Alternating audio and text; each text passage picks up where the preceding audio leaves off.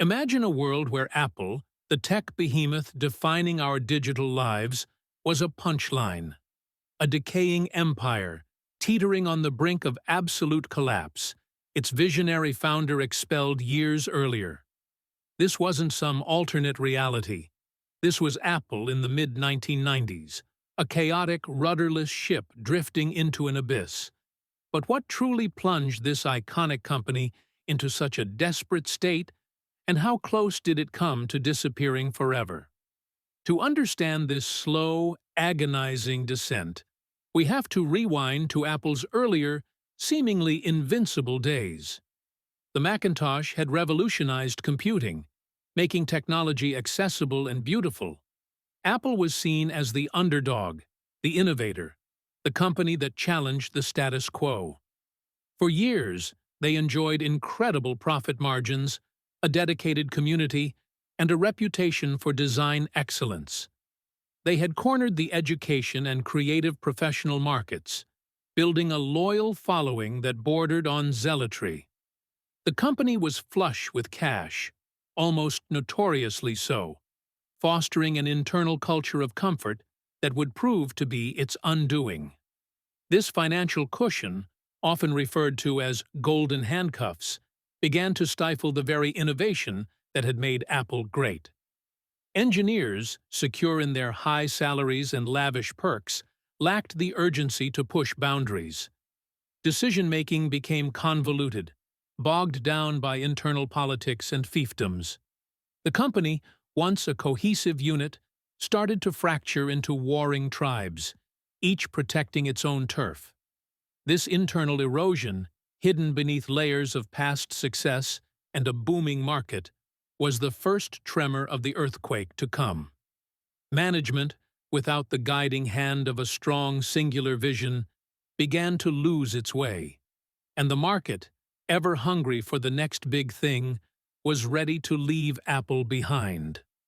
The cracks in Apple's facade began to widen aggressively after Steve Jobs' controversial ousting in 1985.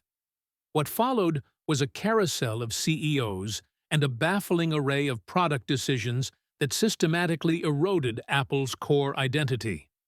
Imagine a company known for elegant simplicity suddenly churning out hundreds of different models of the same computer, each with minor, confusing variations. Their product catalog became a bewildering maze, alienating both consumers and retailers alike. The Macintosh line itself, once a beacon of innovation, stagnated. While competitors like Microsoft and Intel embraced an open, affordable PC architecture, Apple stubbornly clung to its closed, expensive system. Their market share plummeted from around 16% in the late 80s to a dismal 4% by the mid-90s. The company even experimented with ventures that seemed utterly detached from its mission. Digital cameras, CD players, even video game consoles like the disastrous Pippin, which bombed spectacularly. Each failed experiment siphoned off vast amounts of capital and talent, further weakening the company's financial footing. The most infamous misstep was perhaps the Newton message pad, an early PDA. While visionary in concept, its handwriting recognition was notoriously unreliable, becoming the butt of late-night talk show jokes. The public perception of Apple shifted from groundbreaking innovator to a company that couldn't quite get it right, a tech dinosaur unable to adapt to the fast-changing landscape. Employees, once proud to work there, began to feel the weight of constant layoffs and unending internal reorganizations. Morale was at an all-time low. The company was burning through cash at an alarming rate, losing over $1 billion in just 2 years. Analysts began to openly speculate about Apple's impending bankruptcy. Its stock price plummeted, becoming a symbol of corporate mismanagement. It was a company in freefall, desperately flailing for a lifeline, any lifeline, that could pull it back from the precipice of oblivion. The situation became so dire that Apple embarked on a desperate search for a new operating system to replace its aging Mac OS, which was technically inferior to Windows 95. This wasn't just an upgrade, it was a Hail Mary pass, a recognition that their core product was no longer competitive. They initially considered buying BOS, an innovative system developed by former Apple executive Jean-Louis Gasset. Negotiations dragged on, hampered by Apple's financial woes and internal bickering. Meanwhile, a ghost from Apple's past re-emerged on their radar. Next, Steve Jobs' post-Apple venture. Jobs had developed a powerful, object-oriented operating system, Next Step, which was technologically far superior to anything Apple had internally. By late 1996, with time running out and no viable alternatives, Apple's then CEO, Gil Amelio, made the fateful decision. Apple acquired Next for over $400 million, a move that brought not just a new OS, but also brought Steve Jobs back into the fold as an advisor. The return of Jobs initially seemed like a footnote, a prodigal son brought back in a limited capacity. But Jobs was never one for limited capacities. He used his advisory role as a strategic beachhead, meticulously observing the company's failings, identifying the deep-seated problems, and quietly amassing influence.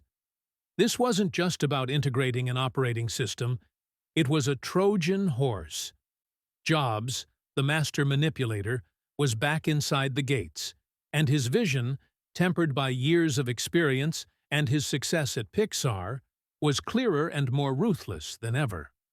The stage was set for a dramatic, often brutal, reassertion of control. What Jobs discovered upon his return was a company completely adrift.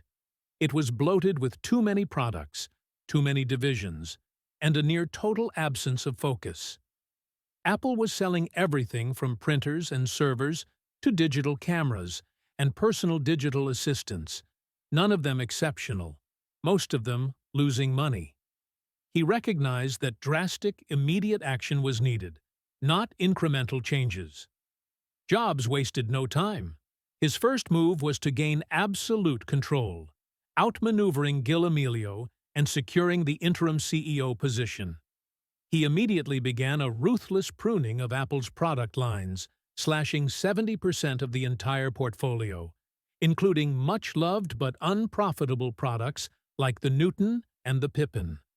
His philosophy was brutally simple: do fewer things, but do them extraordinarily well. This was a direct reversal of the scattershot approach that had nearly killed the company. Thousands of employees were laid off, a painful but necessary step to streamline operations and reinstill a sense of urgency. He famously called a company-wide meeting and, standing before a whiteboard, drew a simple 2x2 grid: consumer and pro on one axis, desktop and portable on the other. This became Apple's entire product strategy, a startling simplification that would guide the company for years. He even reached out to his arch-rival Bill Gates, securing a $150 million investment from Microsoft, a surprising move that not only injected much-needed cash, but also sent a powerful message of stability to the jittery market. He stopped the licensing of the Mac OS to clone manufacturers, a practice that had diluted Apple's brand and eroded its profits. Everything shifted. The internal culture transformed from one of polite complacency to one of intense, demanding purpose.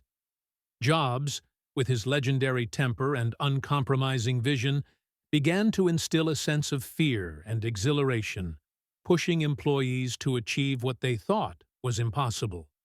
While controversial and often harsh, these decisive, surgical strikes by Jobs were not just about staying afloat. They were about laying the groundwork for a complete rebirth. The company, through its years of misguided wandering, had forgotten what it stood for. Jobs was there to remind them, in no uncertain terms.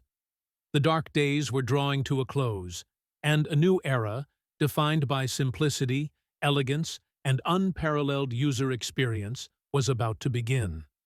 To this day, Apple's near-death experience serves as a stark reminder of how even the most innovative companies can lose their way. It's a testament to the fact that without strong leadership, clear vision, and an unwavering focus on core principles, even a titan can crumble. Steve Jobs' return wasn't just a change in management. It was a defibrillator to a flatlining giant. A brutal but necessary intervention that saved an icon.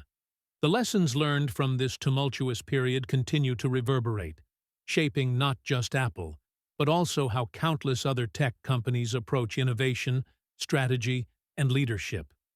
We may never fully appreciate how close we came to a world without the iPhone, the iPad, or the MacBook. A world where the Apple logo was merely a faded memory in the annals of tech history.